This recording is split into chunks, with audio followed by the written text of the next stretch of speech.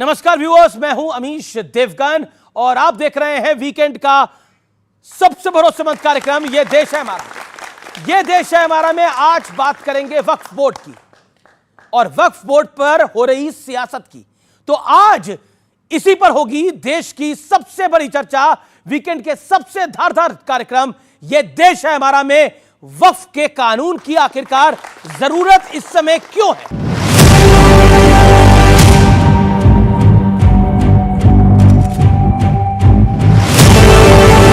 वक्फ के दावे तो आपने खूब सुने होंगे, लेकिन अब इस पर सबसे सनसनीखेज दावा भी सुन लीजिए। पार्लियामेंट है, वो खुद भी पूरा का पूरा इलाका, वसंत विहार का पूरा इलाका, एयरपोर्ट तक, एयरपोर्ट भी यही वक्फ के प्रॉपर्टी के ऊपर बनाया गया। ये आ गए, इसके साथ इनको नहीं खेलना चाहिए। और इस बयान के बाद भड़काने, उकसाने और सियासी आर पार का दौर शुरू हो गया। हमारे वक्त को खत्म करने की तैयारी है तो ना ईदगाह बचेगी, ना कब्रिस्तान बचेगा, ना खानगाह बचेगी, ना कोई मस्जिद बचेगी। हमारे प्रदेश के मुख्यमंत्री कहते हैं बटोगे तो कटोगे। क्या तुम्हारी समझ में नहीं आ रहा है कि वो क्या बोल रहे हैं? पहले शिकार हम हुए, अगले शिकार आप होगे। बदरुद्दीन अजमल साहब एक जिम्मेदार इंसान है। अगर उन्होंने इस तरह से कहा है तो उनके पास कोई उनको एविडेंस होना चाहिए, और अगर एविडेंस है तो मैं समझता हूँ ये अफसोस की बात है कि हमारी जमीनों पर बंदर बांट हो रहा है। भारत सरकार के अलग-अलग मिनिस्ट्रीज के अंदर बहुत सारी वक्फ की प्रॉपर्टी है जो उन्होंने कब्जा रखी है। अगर ये कानून पास हो जाता है तो वक्फ प्रॉपर्टी का ज्यादा हिस्सा सरकार कब्जाएगी, अपने मंत्रालयों को काबिज कराएगी। अगर ऐसी बात है तो ये बड़ा बेहुदा बयान है। 70 साल सत्ता में जो लोग रहे हैं या रीजनल पार्टीज के रहे हैं, उन्होंने वक्फ को लूटा है।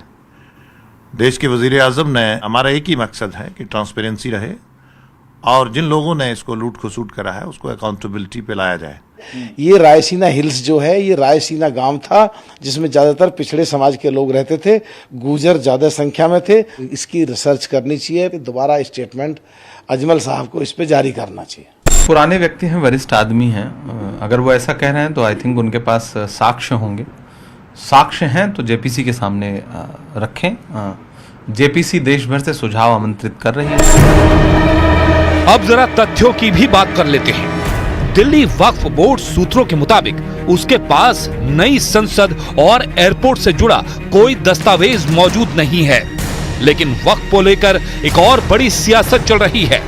वक्फ पर बनी जेपीसी की बैठक में कर्नाटक अल्पसंख्यक आयोग के पूर्व अध्यक्ष अनवर मणिपेडी ने कांग्रेस अध्यक्ष मल्लिकार्जुन खड़गे पर वक्फ की संपत्ति हड़पने का आरोप लगा दिया।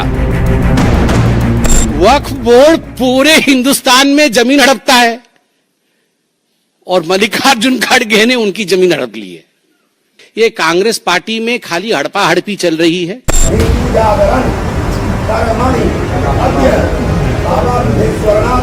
इस बीच केंद्रीय मंत्री गिरिराज सिंह की हिंदू स्वाभिमान यात्रा पर भी सियासी पारा हाई है। विपक्ष ध्रुवीकरण और सांप्रदायिकरण का आरोप लगा रहा है, और तो और सहयोगी जेडीयू के नेता भी इस यात्रा पर सवाल उठा रहे हैं। लेकिन आज सबसे बड़ा सवाल है कि क्या बदरुद्दीन अजमल जैसे नेता वक्फ के नाम एक वर्ग को उकसाने की कोशिश कर रहे हैं। आज इसी मुद्दे पर होगी देश की सबसे बड़ी राजनीतिक बहस। और अब आज की बहस के मुद्दे क्या है? वक्फ के नाम पर भड़काने और भ्रम फैलाने की एक बार फिर कोशिश हो रही है। वक्फ की डिमांड बेलगाम हो गई है। नए कानून का अभी यही सही वक्त है। और क्या सियासी फायदे के लिए समाजवादी पार्टी हो या फिर कांग्रेस, वो बदरुद्दीन अजमल के समर्थन में आ गई है, जो कह रहा है कि भारतीय संसद भी वक्फ की जमीन पे बना है और दिल्ली का एयरपोर्ट भी। चौथी बात और चौथा मुद्दा, वक्फ और बीजेपी की हिंदू जागरण स्वाभिमान यात्रा जो है उसके पीछे पोलराइजेशन का इशू है, यानी ध्रुवीकरण का मुद्दा है। तो ये चार मुद्दों के ऊपर आज की चर्चा होगी। जोरदार अभिनंदन करिए आज के मेहमानों का। शहजाद पूनावाला बीजेपी के नेता प्रवक्ता, मृत्युंजय तिवारी आरजेडी के नेता हैं, प्रवक्ता हैं, विवेक श्रीवास्तव लेफ्ट के नेता हैं, प्रवक्ता हैं, उनका अभिनंदन है। शादाब चौहान है नेता पीस पार्टी के, और साथ ही हैं जाने माने वकील, सुप्रीम कोर्ट के लॉयर अश्विनी उपाध्याय, जो कि जेपीसी के समक्ष पेश भी हुए अपने तथ्यों को लेकर, यानी जो जेपीसी की कमेटी है उसके सामने इन्होंने अपनी प्रेजेंटेशन करी वक्फ को लेकर। मैं इस चर्चा की शुरुआत करता हूं, आखिरकार यह मामला क्या है विवेक जी? अब भारतीय संसद भी वक्फ की जमीन पर बनी है। जी देखिए, बात सिर्फ पोलराइजेशन की है। 70 साल आजादी के बाद लगभग हम हैं, क्या कभी आपने इस तरह के इश्यूज आज तक सुने? वक्फ तो इतने समय से है, कोई कंट्रोवर्सी हुई? कभी भारत सरकार या कोई भी स्टेट गवर्नमेंट वक्फ बोर्ड के सामने आई, लड़ाई झगड़ा हुआ, कोर्ट के केसेस हुए? कुछ भी नहीं हुआ। लेकिन 2014 के बाद से सारे ज्वलंत मुद्दे आने लग गए हैं। एक तरफ हिंदू स्वाभिमान यात्रा चल रही है, पहले भिक्षा यात्रा चल रही थी, वही दीपांकर जी अब स्वाभिमान यात्रा में दिखे। पहले कहते थे साहब इसमें ईसाई और मुसलमान सब शामिल होंगे मेरी यात्रा में, अब वहां हिंदू स्वाभिमान के साथ खड़े हैं। वक्फ का इशू पॉलिटिकल इशू है, इसके अतिरिक्त कुछ भी नहीं। मैंने जो प्रश्न पूछा आपसे, क्लियर क्या भारतीय संसद वक्फ की जमीन पे बना हुआ है, ऐसा जो बोल रहे हैं, और आपके इंडिया अलायंस के दल उसका साथ दे रहे हैं, आप उसके साथ हैं, उसके खिलाफ है? सीधा और सपाट सवाल है, सीधा सपाट जवाब चाहूंगा। बदरुद्दीन अजमल जी ने अगर इस इशू को उठाया है तो पहले तो उनकी ड्यूटी बनती है कि वो कागज प्रस्तुत करें कि है या नहीं है, और अगर है भी तो कोई कंट्रोवर्सी की बात नहीं है। वक्फ ने कभी भी ऐसा कोई काम नहीं किया जो भारत सरकार और भारत के खिलाफ। ठीक है, एक करके मैं आता हूं अश्विनी उपाध्याय आपके पास। भारतीय संसद वक्फ की जमीन पर है, इसके मायने क्या है कहने के?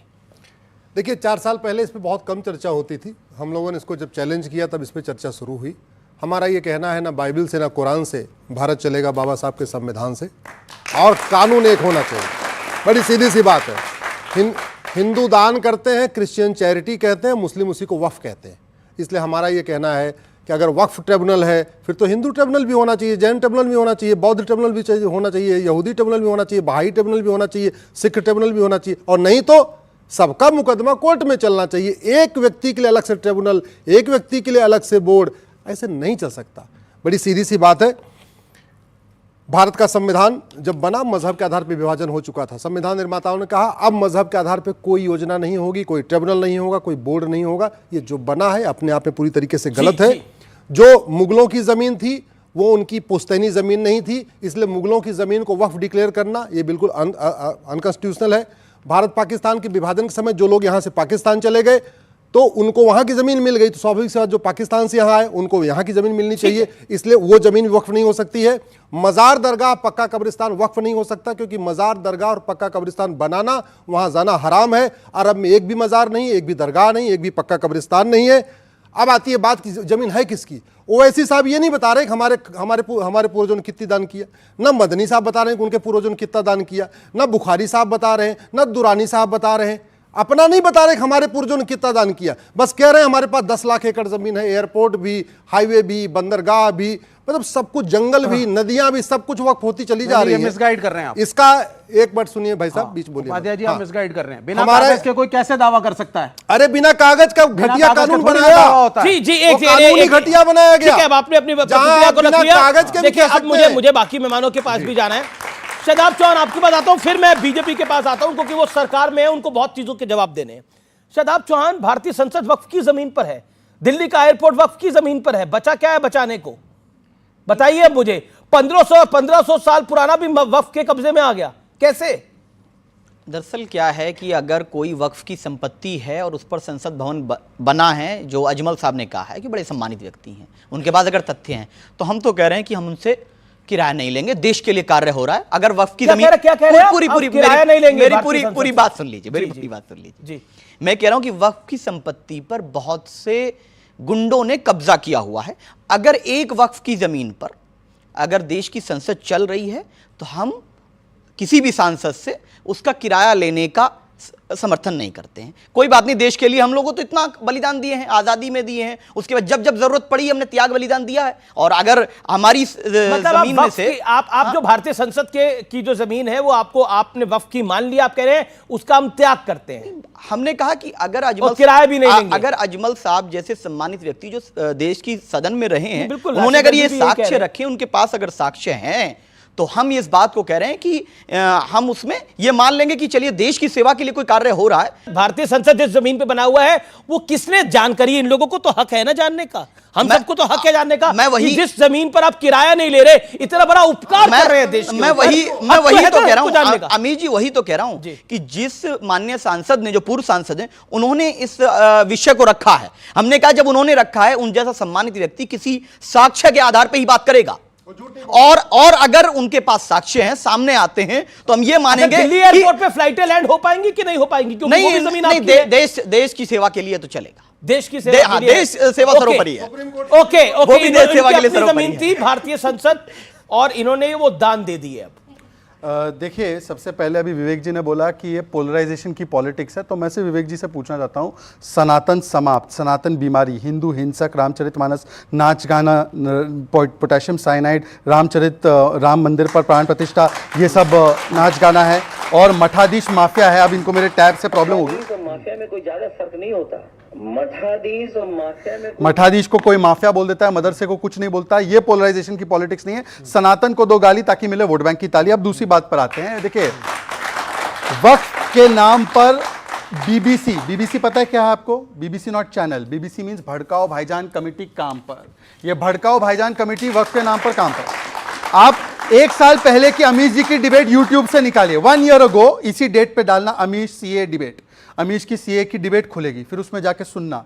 यही सब मान्यवर थे और वो बोलते थे नागरिकता कानून आएगा, ये मुसलमानों की नागरिकता छीन जाएगी। नागरिकता कानून आया, एक्को की नागरिकता नहीं गई। अब वक्फ कानून आ रहा है तो बोले वक्फ के नाम पे मस्जिदें छीन जाएगी। ये वही पोलराइजेशन पॉलिटिक्स है। गलत कह रहे हैं। मेरी बात पूरी हो जानी, वो पॉइंट था ही नहीं है। मेरी पूरी बात होगी, मेरी बात हो जानी दीजिए विवेक जी, आई रिक्वेस्ट यू। तीसरी बात, आपने पार्लियामेंट की बात की, इन्होंने कहा वक्फ की जमीन, राम जन्मभूमि की जमीन हमारी है, कृष्ण जन्मभूमि जमीन हमारी है, ताजमहल हमारा है, 1500 साल पुराना गांव हमारा है। हालांकि इस्लाम 1400 साल, मतलब कुरान 1400 साल पहले आया था। म्युनिसिपल हेडक्वार्टर हमारा है, गुजरात हाईकोर्ट हमारा है, छत्तीसगढ़ तहसील ऑफिस हमारा है। अरे अमीश जी, आपका घर देख लेंगे, बोलेंगे ये भी मेरा है, फिर आप बाहर हो जाएंगे। मैंने कहा किसी ने बोला सर, गलत बात है। बस सुनिए ना, अरे पर बीच में क्योंकि मुसलमान मेरे जमीन पे क्यों कुछ भी नहीं बोला। विवेक जी, रोकिए, मेरे घर पे बोला नहीं है। गलत बयानी है भाई, एक एक करके 70 साल से किसने बोला? विवेक जी से रिक्वेस्ट भी किया। आज किसने बोला 70 साल विवेक जी, आज क्योंकि आप देख सकते हैं कि दिल्ली गैस चेंबर बन चुकी है, मेरी तबीयत भी थोड़ी खराब है, तो टैबलेट के साथ टैब के साथ टैबलेट भी खा रहा हूं, तो रिक्वेस्ट कर रहा हूं अपनी अपनी बारी में बोलिए, अपनी टर्न पे। आखिरी बात सिर्फ इतना कहना चाह रहा हूं कि ये वक्फ के संशोधन की प्रपोजल किसने दी? क्या अश्विनी उपाध्याय ने दी? नहीं। क्या विवेक ने दी? नहीं। क्या मृत्युंजय ने दी? नहीं। मुस्लिम लोगों ने, आगा खानी, दरगाह के लोग, जो बोहरा समाज के लोग, Sachar committee report, 9 JPC report by mister Rahman Khan, इन्होंने कहा कि ये लैंड ग्रैबिंग, मालूम वक्फ के पास इतनी जमीन, लास्ट 10 सेकंड, 9 लाख एकड़, मतलब कि मुंबई जो है ना, मुंबई इज 1 लाख एकड़, 9 टाइम्स मुंबई, और इनकम कितनी? 200 करोड़। उसमें कम से कम 12,000 करोड़ की इनकम होनी चाहिए। ये लैंड ग्रैबर्स के हाथ में जा रही है। बेवा, यतीम, गरीब, मुसलमान को अधिकार मिले, इसलिए संशोधन ला रहे हैं। तो ये लैंड ग्रैबर्स के साथ बिल्कुल गलत बात है। ये लैंड ग्रैबर्स के साथ मृत्युंजय, आप पहली बार बोल रहे हैं। ये जो वक्फ को लेकर बयानबाजी हो रही है, अजमल साहब बोल रहे हैं, चाहे राशिद अलवी बोल रहे हैं, चाहे इमरान मसूद बोल रहे हैं, इसमें से कई तो आपके सहयोगी हैं। आप क्या कहना चाहते हैं? देखिए, हमारा स्पष्ट मानना है, ये वक्फ बोर्ड को लेकर के जो संशोधन बिल लाया जा रहा है, ये गैर जरूरी, गैर संवैधानिक है। चर्चा इस ओर ले जा रहे हैं, जिनकी राजनीतिक ज़मीन समाप्त हो रही है, वो ये वक्फ ज़मीन के नाम पर, अब ये कोई कह रहा है कि, आपने सुना उनका कि वो कह रहे हैं कि संसद भवन भी है, एयरपोर्ट भी है, कल को कोई बोलेंगे कि ये भी है, पूरा देश ही है। ये सब चीज़ों का अगर उनके पास प्रमाण है, तथ्य है, तो वो सामने लाएं, और क्रिया के विपरीत प्रतिक्रिया होगी। अब आपने ठीक ही कहा कि अब देखिए, वो कह रहे हैं इधर राग अलाप है, उधर वो कह रहे हैं हिंदू स्वाभिमान को बचाना है। भाई, ये देश सारे जहां से अच्छा हिंदुस्तान हमारा क्यों? बहुत बढ़िया। इसलिए कहा गया है, न हिंदू बनेगा न मुसलमान बनेगा, इंसान की औलाद है, इंसान बनेगा। ये देश की हमारी खूबसूरती है, इसी से ये परेशान है। तो राजनीतिक जमीन बचाने के लिए ये सब कर रहे हैं, इसका कोई फायदा आम लोगों को नहीं है। ना अरे हिंदू गरीबी बनेगा, निकाल, ना मुसलमान शिक्षा पर बनेगा, और इंसान की रोजगार औलाद पर है, बात इंसान करें। बनेगा। शहजाद बहुत फूलवाला, अच्छी बात है, बहुत मृत्युंजय अच्छी तिवारी की बात का ना जवाब। हिंदू बने, एक सेकंड अपनी ना हिंदू बनेगा ना मुसलमान बनेगा, संविधान से चलना होगा, इंसान बनेगा। तो यूसीसी के लिए समर्थन दे दीजिए, वहां पर मुसलमान कानून अलग, हिंदू कानून अलग दे देंगे, आपके कहने से दे देंगे क्या? ठीक का है। अरे 10 साल सत्ता में हुआ है, शाउटिंग सर, 10 वर्षों में ही आप भाई इतना शाउटिंग, बबुला डोंट गए। शाउट सर, जो 60-70 अरे भाई वर्षों तक यूसीसी इस देश अंबेडकर में जी डाल के शासन गए। किया अरे है, अंबेडकर जी आपका डाल क्या के गए, योगदान है? तिवारी जी चिल्ला रहे हैं, आपका बताइए, तिवारी जी अंबेडकर जी पे चिल्ला रहे हैं, तिवारी जी शाउटिंग ऑन अंबेडकर जी। क्या योगदान? अच्छा मैं पूरी बात कर, ये अंबेडकर जी के बारे में क्या जानते हैं? अरे भाई आपसे ज्यादा ही जानता हूँ। आप बोले ये महात्मा भारत रत्न कब मिला था अंबेडकर जी को? एक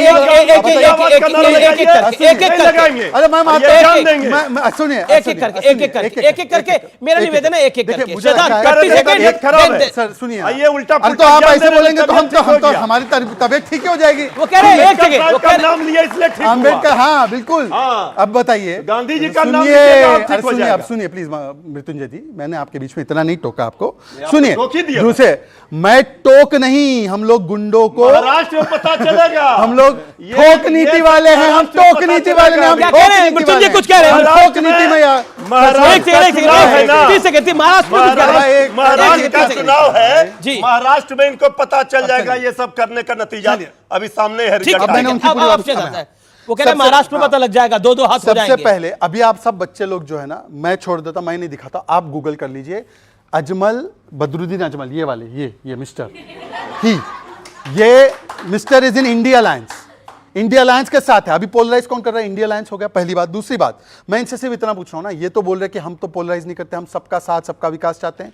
तो एक बार बोल दे कि हिंदुओं का हिंदू वक्फ बोर्ड का इक्विवेलेंट बना दो, क्रिश्चियन का क्रिश्चियन वक्फ बोर्ड का इक्विवेलेंट बना दो, बता दो। एक सेकंड, सब चुप हो जाए, एक सेकंड, अब आप चुप रहिएगा, अब आप शांत रहिएगा, एकदम चुप। देखिए एक पॉइंट हुआ, जैसा वक्फ बोर्ड है वैसे हिंदुओं के लिए भी एक ऐसा बोर्ड बनना चाहिए, उसके समर्थन में है, क्योंकि आपने बोला ना हिंदू बनेगा ना मुसलमान बनेगा, इंसान की औलाद है, इंसान बनेगा। तो इंसानियत के नाते जो कानून शादाब चौहान और शहजाद पूनावाला के पास है, वो कानून मृत्युंजय तिवारी और विवेक के बाद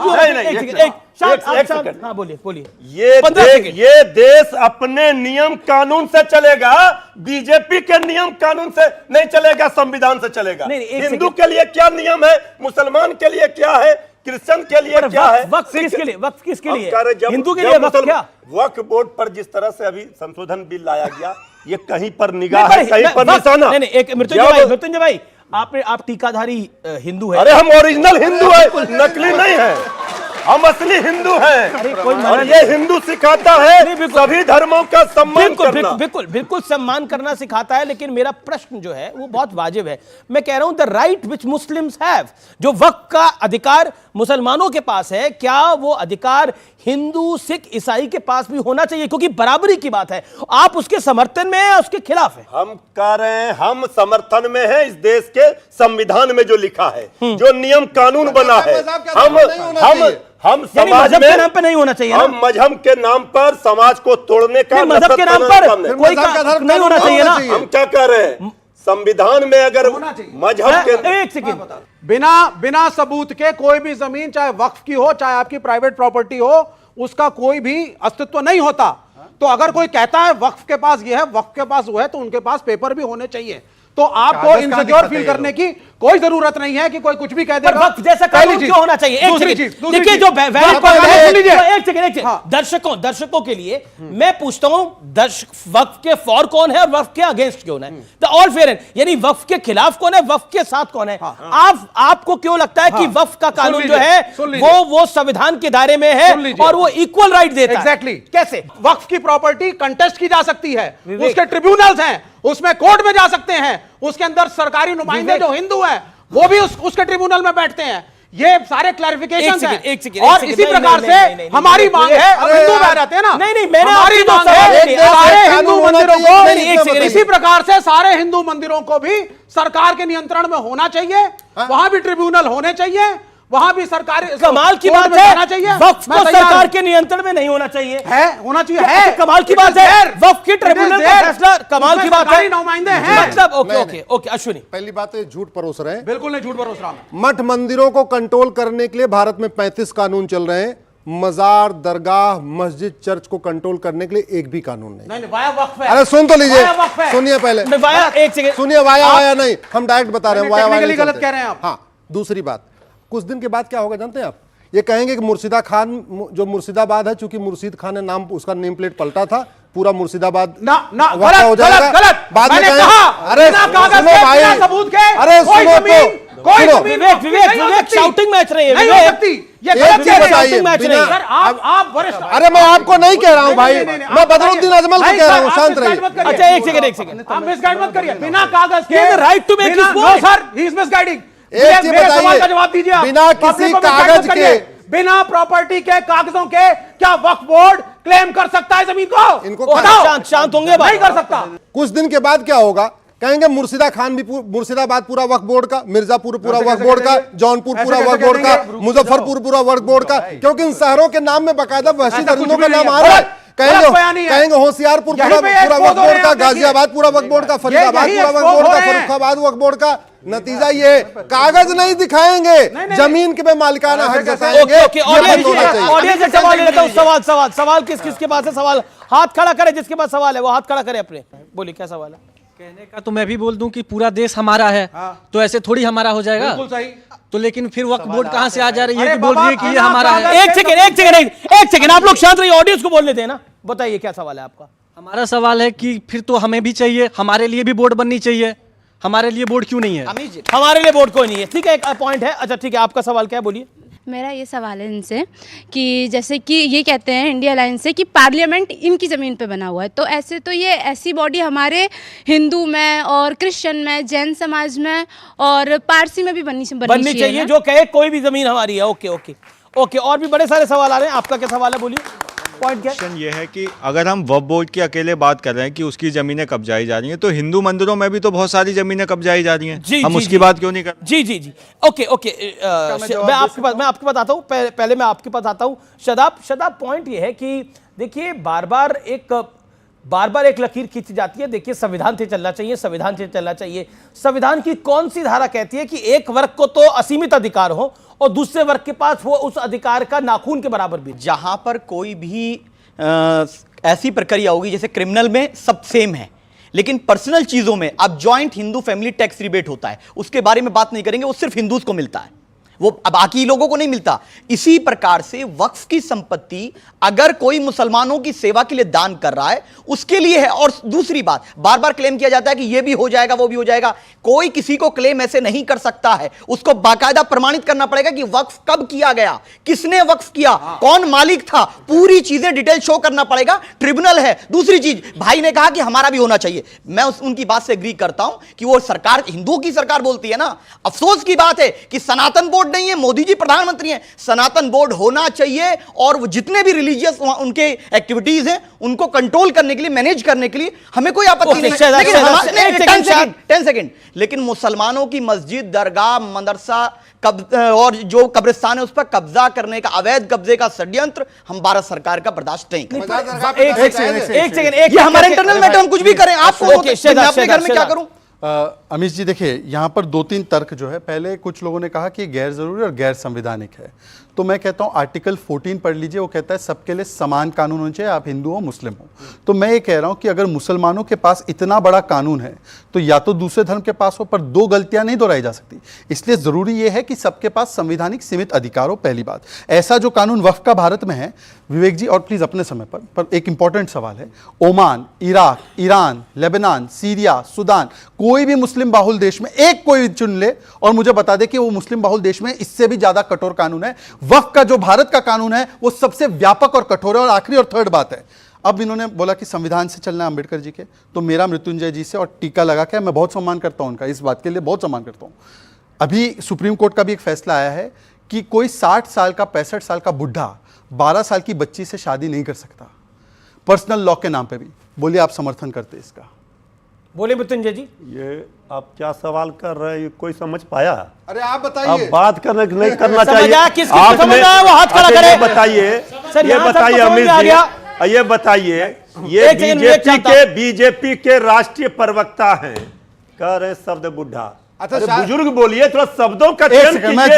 ऐसा देश के जितने बुजुर्ग हैं आपने सबको बुढ़ा कर दिया। मैं एक्सप्लेन कर लेता हूं, ऐसे थोड़ा मैं होता एक्सप्लेन है। कर लेता हूं, मैं एक्सप्लेन इस पर क्या कीजिएगा नहीं, भाई? आपने बोला है, आपने सबके आरोप सामने लगाया, बोला है। आपने बीजेपी के प्रवक्ता पे आरोप लगाया, अमीर जी मैंने बोला है और मैं बोलूंगा बुड्ढा ही बोलूंगा, देखिए बुड्ढा ही बोलूंगा। बताओ क्यों? इनसे क्या उम्मीद कीजिएगा आप? अमीर जी मैं आप जवाब देश के बुजुर्गों का जवाब दूं, बुड्ढा सबके माता पिता हैं, सबके माता पिता बुजुर्ग हैं, घर में बुजुर्ग हैं, आप क्या यही भाषा बोलते हैं? क्यों नहीं बोल रहा भाई? एक सेकंड ये बताइए, आप बोले भाषा तो सबके माता पिता बुजुर्ग हैं, भाई किसी के माता पिता नहीं बोल रहा। वो व्यक्ति जो 12 साल की बच्ची से विवाह कर रहा है उसके लिए बोल रहे हैं। उनके ज्ञान पर हमने सवाल खड़ा किया। ठीक है ठीक है ठीक है, अब आप बताइए, बोलिए। अब प्लीज सुनिए 10 सेकंड, बताइए, पूरा केवल 10 सुनेंगे। सेकंड में। अगर कोई व्यक्ति इस उम्र में पहुंच के 12 साल की बच्ची की शादी के ख्वाब रखता है, वो मेरे लिए बुड्ढा ही है, वो मेरे लिए खुसड़ बुड्ढा है।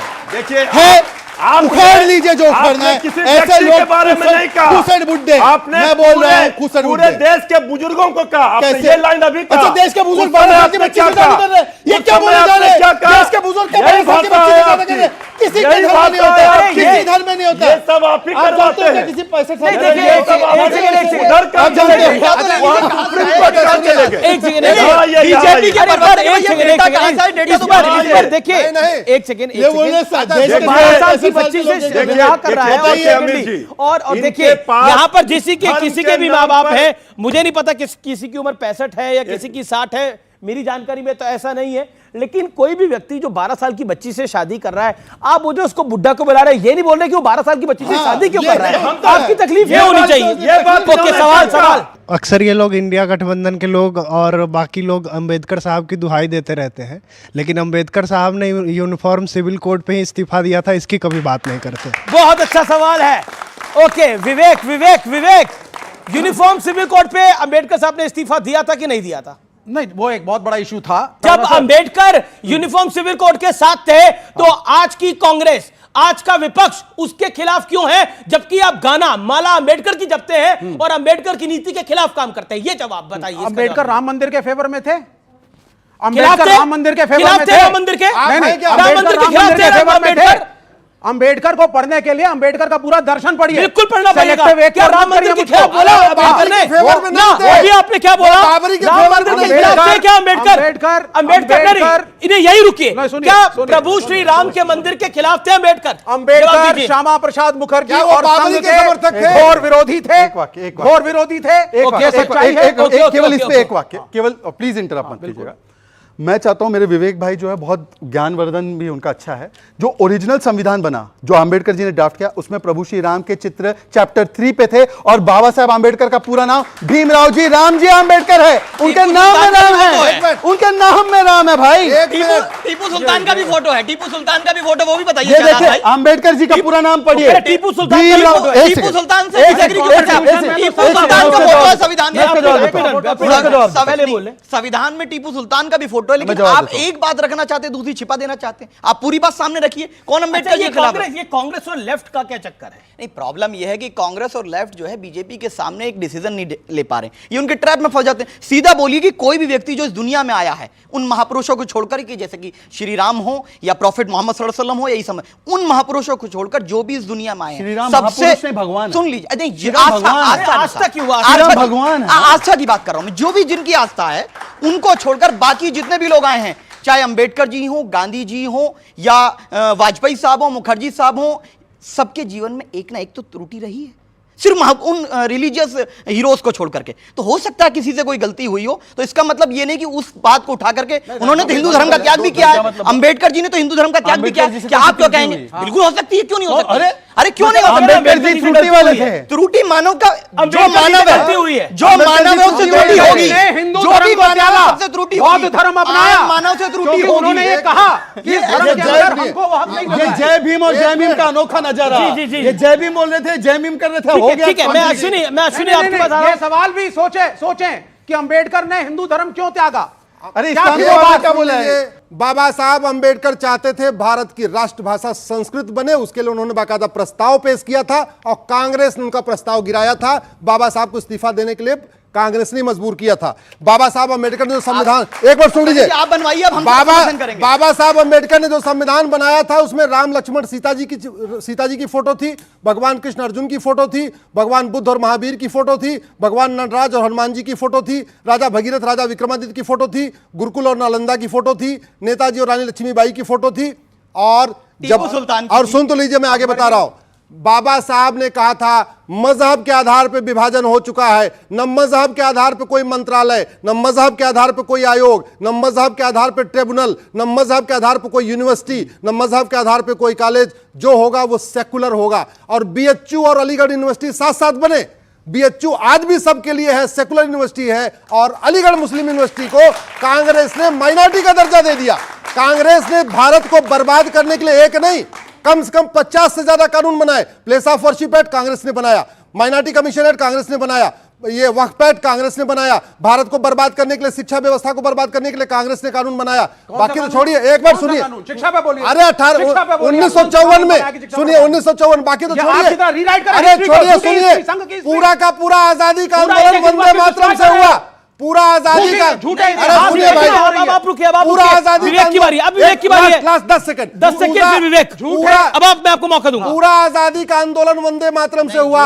24 जनवरी 1950 को संविधान सभा में प्रस्ताव पास हुआ, वंदे मातरम हमारा राष्ट्रगान होगा। 24 जनवरी 1950 का प्रस्ताव देख लीजिए, कांग्रेस ने जनगण मन को बना दिया।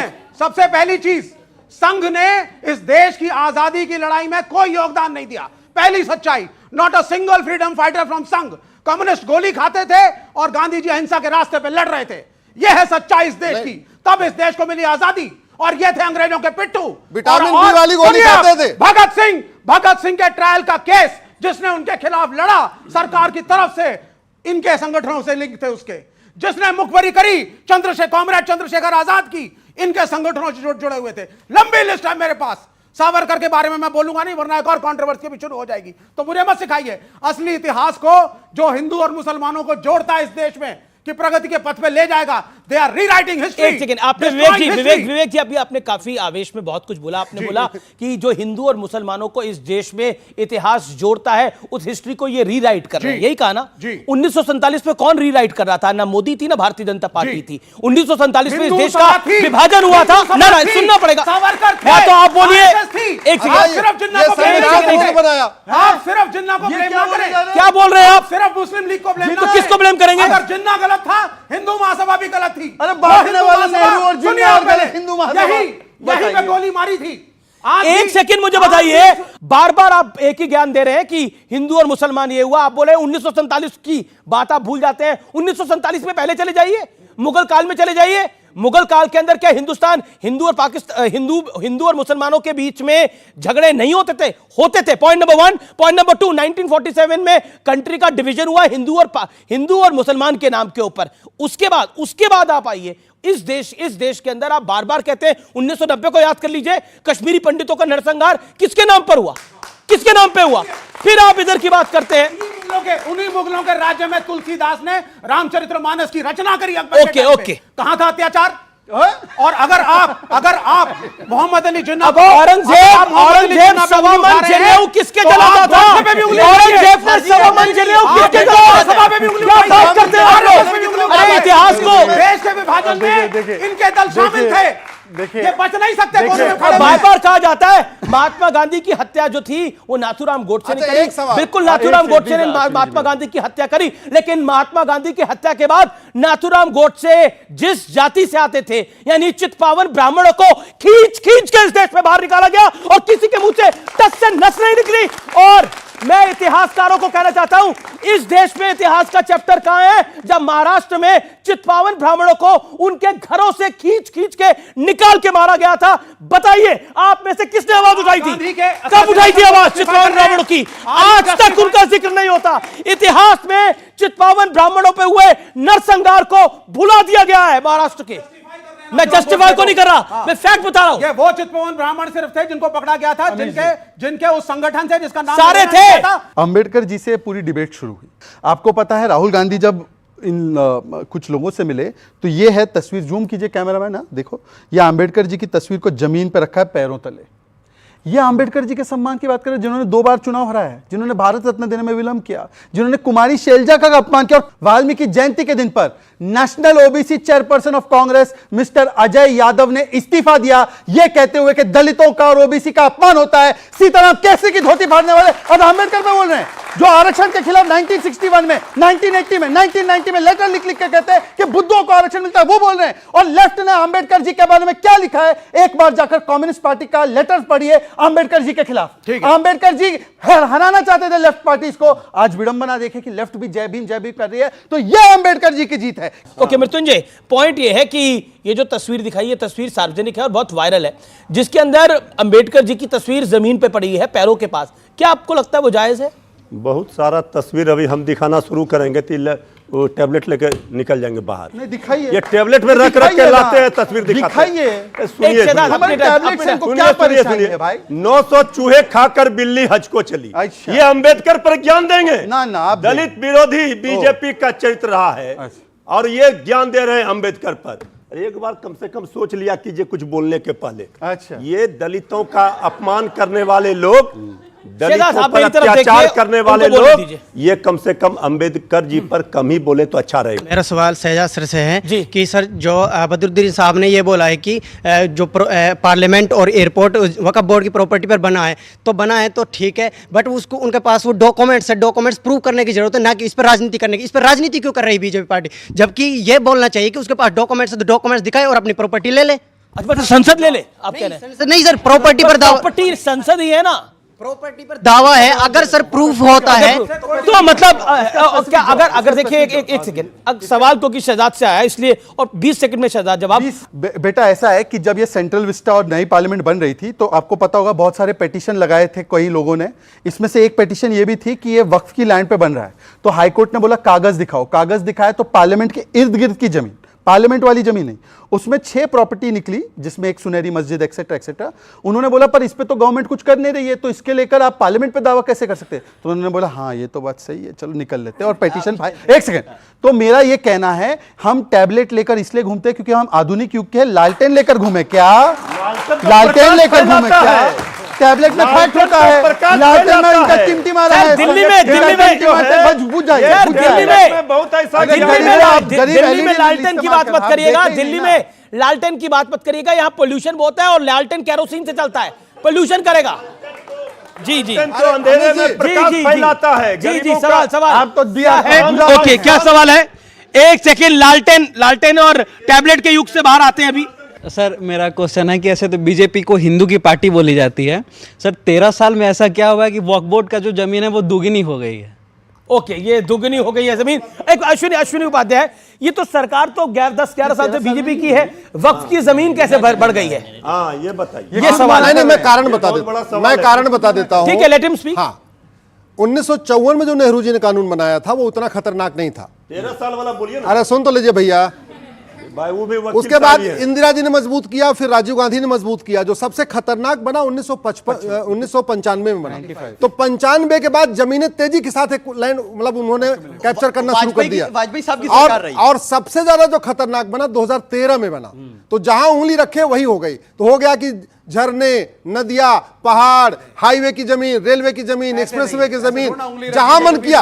और अमीरों को नोटिस भेज के एक्सटॉर्शन करना शुरू किया, गरीबों को नोटिस भेज के कन्वर्जेंस करना शुरू किया। ये भी है। अब मैं आता हूं मूल विषय पे। अब देखिए, उनको बोलने दीजिए, 30 सेकंड उनके होने दीजिए। अमित जी, दुनिया के 50 देशों का क्षेत्रफल 10 लाख एकड़ से कम है। दुनिया के 50 देशों का क्षेत्रफल 10 लाख एकड़ से कम है। उदाहरण के लिए मालदीव मात्र 75,000 एकड़ है। भारत में वक्फ बोर्ड के ऊपर जितनी जमीन कब्जा कर रखी है 13 मालदीव बन जाएगा। सिंगापुर का क्षेत्रफल 5 लाख एकड़ है, वक्फ बोर्ड के पास 10 लाख एकड़, यानी 2 सिंगापुर बन जाएगा भारत के वक्फ बोर्ड के। ऐसे लग्जमबर्ग है, यूक्रेन है, ऐसे दुनिया भर के 50 ऐसे देश है। अब मैं आता हूं विषय पे। बड़ी सीधी सी बात है। संविधान का मतलब होता है संविधान। सारे लोग हिंदी हैं, जानते हैं। तिवारी जी भी हिंदी पढ़े लिखे हैं, इनको पता। हाँ, तो और अगर मजहब के आधार पे अलग अलग कानून होता है उसको कहते हैं बहुविधान। भारत में बहुविधान खत्म होना चाहिए, संविधान लागू होना चाहिए। समान धर्मस्थ संहिता, समान दान संहिता। ओके, सवाल क्या है? मेरा सवाल ये है कि वक्फ बोर्ड को लेके पहले भी संशोधन किए जा चुके हैं, लेकिन इस बार जब मोदी सरकार वक्फ बोर्ड को लेके संशोधन कर रही है तो आप उसके खिलाफ क्यों बात कर रहे हैं? अभी इन्होंने बताया कि भारत सरकार ने 2013 में बड़ा खतरनाक कानून लेकर आई, उसके बाद से कन्वर्जन शुरू हो गया, एक्सटॉर्शन शुरू हो गया, सारी चीजें उसके बाद शुरू हुई। 2014 में मोदी सरकार आ गई। वाह वाह, यानी जितना अवैध कब्जा किया वक्फ बोर्ड ने वो मोदी सरकार में किया। क्या कमाल है अश्वनी जी। आप नहीं सुन लीजिए, नहीं आपने 2013 बोला, ऑन रिकॉर्ड बोला आपने 2013 में भी अमेंडमेंट हुआ। हाँ, उस अमेंडमेंट में। दूसरी बात बहन, मैं आपको बता रहा हूं, अमेंडमेंट आना कोई बुरी बात नहीं है। अभी शहजाद ने एक बात कही थी, बहुत अच्छी बात कही कि वक्फ प्रॉपर्टीज वो कुछ गुंडों ने कब्जा किया हुआ है और उसका जो पैसा है वो गरीबों तक नहीं जा रहा। मैं मानता हूं कि कुछ कठमुल्लाओं ने कब्जा किया है, एक्सेप्ट करता हूं, लेकिन उसमें अगर तरमीम करना है, उसमें अमेंडमेंट करना है और मुसलमानों की भलाई के लिए अमेंडमेंट करना है, तो उसमें कलेक्टर को क्यों इंक्लूड कर रहे हैं आप? क्यों नहीं, क्यों कर रहे हैं? क्यों कौन होता है? सुन लीजिए, क्यों नहीं कलेक्टर? अगर इनकी जमीन पे कोई कब्जा होता है तो कलेक्टर ही तो डिसाइड करेगा। नहीं, अग्रवाल धर्मशाला पे मैं जाके बोलूं मेरे पिताजी ने दान किया हनुमान मंदिर बनाने के लिए, तो मेरा और अग्रवाल जी का धर्म मुकदमा कोर्ट में चलेगा। और सादाब जाके कोई चौहान जाके बोलेगा तो मुकदमा कोर्ट में चलेगा, अगर सादाब जाके बोलेगा तो वक्फ ट्रिब्यूनल में चला जाएगा। ये दिक्कत है। अभी इनको एक खूबसूरती बता दूं, शादाब चौहान जाके बोलेगा तो भी वक्फ ट्रिब्यूनल में चलेगा। आपने कहा ना चौहान बोलेगा तो अदालत में चलेगा, कलेक्टर के यहां चलेगा, शादाब बोलेगा, शादाब चौहान बोलेगा तो भी वक्फ ट्रिब्यूनल में चलेगा। आप चिंता ना कीजिए। दूसरी बात, 10 सेकंड, वक्फ के इशू पर आपने बहुत अच्छी डायलॉग डिलीवरी की, वहां पूरी दुनिया का एग्जाम्पल दे रहे हैं। आप भारत की बात कीजिए, अगर वाकई में आपको चिंता है कि वक्फ पे गलत संपत्ति है, आप उन पॉइंट्स को रेज करिए कि ये संपत्ति वक्फ की नहीं थी। और मैं चुनौती देता हूं अश्वनी जी आपको आप सुन लीजिए, आप देश के बड़े वकील हैं, मैं आपको चुनौती देता हूं कि वक्फ पे खुली पब्लिक डिबेट की मैं आपको चुनौती देता हूं न्यूज़ 18 के कार्यक्रम से। मैं साबित करके दिखाऊंगा कि वक्फ की संपत्तियों पर किस प्रकार से अवैध कब्जा सरकार के लोगों ने भी किया, दूसरे लोगों ने भी किया, और आपकी मंशा भी यही है कि मुसलमानों की संपत्ति में आप कब्जा करें। आप पीछे छूट गए, आपका हिस्सा नहीं मिला। संविधान में वक्फ कहां लिखा? दिखाओ संविधान में joint Hindu family tax rebate का लिखा है। संविधान में वक्फ कहां लिखा हुआ है? आर्टिकल 14 को वायलेट करता नहीं, आर्टिकल 14 को वायलेट करता नहीं। चैलेंज करो सर, मैं तो कह रहा हूं हमने जैसे वक्फ का चैलेंज किया, आप चैलेंज करो। आर्टिकल 14, अरे आपको लगता है चैलेंज करो ना, हमने चैलेंज किया हुआ। लगता नहीं, आप बताइए, भारत के संविधान में कहीं लिखा ही नहीं। जॉइंट हिंदू फैमिली अच्छा एक सेकंड मैं तो चुनौती दे रहा हूं आपको। अच्छा क्या भारतीय एक सेकंड, क्योंकि बार बार संविधान के दायरे की बात हो रही है, क्या भारतीय संविधान में वक्फ का जिक्र है? हाँ बताता हूं, इसमें ही आर्टिकल 25 से लेकर 28 तक क्या लिखा है उसमें? सुन लीजिए अब बोले दीजिए 10 सेकंड। आर्टिकल 25 से 28 तो जितना भी है उसमें रिलीजन और उनकी लिखा हुआ कि नहीं लिखा हुआ? नाम वक्फ हो जाने से ये जमीन का मामला है, ये रिलीजन का मामला नहीं है, ये जमीन का मामला है। जमीन का नहीं है, दान का है। नहीं, दान का मामला है, ये दान की हुई जमीन है, ये मुसलमानों की जमीन है। बहुत सही, ये मुसलमानों की जमीन है, ये मुसलमानों की जमीन है। और आप जॉइंट हिंदू फैमिली टैक्स, इन्होंने सही कहा, जॉइंट हिंदू फैमिली टैक्स। अरे सुन तो लो, एक वर्ड बोल दीजिए। इन्होंने सही कहा, ये वक्फ का मामला नहीं, दान का मामला है। तो दान के लिए संविधान कहता है यूनिफॉर्म चैरिटी कोड होना चाहिए, यूनिफॉर्म एंडाउमेंट कोड होना चाहिए, सबके लिए एक होना चाहिए, मजहब के आधार पर नहीं होना चाहिए। अभी आपने बोला, सुन लीजिए, पूरा सुनिए, कि ये रिलीजियस चीज में इंटरफेरेंस नहीं होना चाहिए, ये हमारी आज़ादी है, धर्म के आधार आज़ादी है हमारी संविधान में। हमारे धर्म के हिसाब से, मुस्लिम धर्म के हिसाब से शरिया कानून लागू होता है, जिसका मतलब कि अगर अमीश चोरी करते हैं तो कानून का सजा अलग है और हमारे लिए सजा अलग है, हमारे हाथ काटने की। वहां पर धार्मिक इंटरफेरेंस करते हुए अमीश और मेरी सजा एक होनी चाहिए। यूनिफॉर्म क्रिमिनल कोड जरूर चाहिए, पर यूनिफॉर्म सिविल कोड नहीं चाहिए, और वक्फ के लिए हमारा स्पेशल लॉ हो। ये दोहरे मापदंड लाते कहां से? हाँ, मैं बता रहा हूं, ये दोहरे मापदंड लाते इतना ही, इसीलिए मैं कहता हूं, इसीलिए मैं कहता हूं इनका नाम शादाब चौहान है, पर शादाब का असर ज्यादा है, चौहान का असर जो है वो कम होते होते खत्म हो चुका है। ना चौहान का असर कम है, ना शादाब का असर कम है, पर लेकिन एक चीज सुन लीजिए, इन्होंने कहा कि आप चोरी में नहीं, क्रिमिनल में क्यों नहीं जाते? आप भी तो राम जी के वंशज है ना? हाँ, नहीं बिल्कुल, इसमें कोई नहीं, क्या बोलना है, आप डिसाइड क्यों कर रहे हैं? नहीं, आप भगवान मानते हैं, आप फर्क इतना, आप भगवान मानते हैं, मैं उनको अपने परिवार का, अपना पूर्वज मानता हूं। पूरी दुनिया भगवान मानती है, मैं नहीं मानता ना, मैं उनको परिवार का हिस्सा मानता हूं। नहीं, इन्होंने कहा कि आप क्रिमिनल में नहीं मानते, वैसे वक्फ बोर्ड और शरिया की बात करते हैं। अभी आधा मान रहे हैं तो इतनी परेशानी है, मैं तो क्रिमिनल में मानने थे, कल को सरकार पूरी बात सुन लीजिए, कल को अगर मोदी सरकार कानून लेकर के आती अच्छा, है, 4 शादी बंद होनी चाहिए। अरे मैं पूरी बात सुन लो, अगर हलाला बंद होना चाहिए। कहां, बिल्कुल कहां है हलाला, है ही नहीं हलाला, बंद होना चाहिए। हलाला कुछ होता ही नहीं, विषय अलग हो रहा है, लेकिन आखिरी दौर है, आखिरी दौर है। मृत्युंजय तिवारी, महाराष्ट्र में क्या होने वाला है? बीजेपी का खेल खत्म महाराष्ट्र में, इसलिए कि बीजेपी का जो डिजाइन है वो महाराष्ट्र में आपस में ही दोनों लड़ रहे हैं, सब एनडीए में जो शामिल दल हैं, और ये जो धर्म के नाम पर ही खेती कर रहे इंडिया अलायंस में सब कुछ ठीक है जी, इंडिया अलायंस में सब कुछ ठीक है। इंडिया तो जीतेगा, महाराष्ट्र जीतेगा, और झारखंड भी जीतेगा। बिल्कुल, झारखंड भी जीतेगा। आपको शुभकामनाएं उसके लिए। मैं प्रश्न पूछ रहा हूं, आपका सीएम कैंडिडेट कौन है महाराष्ट्र में इंडिया अलायंस का? हमारा सीएम कैंडिडेट उद्धव ठाकरे। हमारा सीएम कैंडिडेट जो भी होगा, इंडिया गठबंधन के सभी दल मिलकर के तय कर लेंगे। उद्धव ठाकरे ने खुद ही तय कर लिया कि वो कैंडिडेट है। बताइए विवेक जी। देखिए, चुनाव में जो भी जीते हारे, लेकिन एक जो बुरी बात हो रही है उस मुल्क के अंदर, जो बहराइच में आप सबने देखा किस तरीके से धार्मिक जुलूसों को लेकर के दो समुदाय आपस में भिड़ रहे हैं। फिर वो उतरौला, बलरामपुर, श्रावस्ती, हर जगह पे यात्राएं निकल रही हैं। गिरिराज सिंह भी कूद पड़े। तो फांसी होनी चाहिए कि नहीं? जिन्होंने उस बच्चे को उकसा करके छत पे चढ़ाया, उनको गोली मारो। और जिन्होंने गोली वो मारा, कौन लोग थे? जिन्होंने गोली मारो यात्रा चला रहे थे, जिन्होंने छोटे गोली मारा, से उनको बच्चे को फांसी नहीं भड़का होनी करके, चाहिए। एक्साइट करके, इंस्टिगेट करके किसी के घर में घुसा देना, ये यही चीज होती है ना। ठीक है, ओके शहजाद, आखिरी दौर है, आखिरी राउंड है। 10 सेकंड में मैं व्यक्तिगत रूप से विवेक जी मेरे अच्छे मित्र है, ये मैं बता दूं आपको, मैं बहुत सम्मान करता हूं, क्योंकि ये असलियत में उदारवादी प्रोग्रेसिव है, जिसको बोलते हैं लिबरल प्रोग्रेसिव। लिबरल प्रोग्रेसिव वो कहता है कि चाहे आप जितना भी किसी को उकसाओ, reaction should not be violence. आज यहां पर क्या बोले, डीजे म्यूजिक बजा दिया, मस्जिद के सामने यात्रा निकल गई, तो उसका मतलब गोली, गुस्ताखे मस्जिद की एक ही सजा गोली से उड़ा दो, गुस्ताखे डीजे का एक ही सजा गोली से उड़ा दो, गुस्ताखे हरा झंडा हटाने का एक ही सजा गोली से हटा दो। और महाराष्ट्र का सवाल क्योंकि आपने पूछा है, ये होने वाला है, जलेबी बाई। जी बगल में क्या है? जलेबी आई, जलेबी से तो समझ गए होंगे, हरियाणा में यही बोलते हैं, हरियाणा में चिल्ला चिल्ला दामाद जी हरियाणा में हार गए, दामाद जी हरियाणा में हार गए। हमारे यहाँ युवा मित्रों को जलेबी खिलाइए, इन्हें भी जलेबी खिलाइए, खुद भी जलेबी खाइए, जनता की जलेबी मत बनाइए। यही आपको सीखना चाहिए और यही आगे सिखाना चाहिए। फिलहाल आज के इस कार्यक्रम में इतना ही, आज के इस एडिशन में इतना ही। आप सबका बहुत बहुत धन्यवाद, आप सबका धन्यवाद मेरे युवा मित्रों का। थैंक यू सो मच, नमस्कार।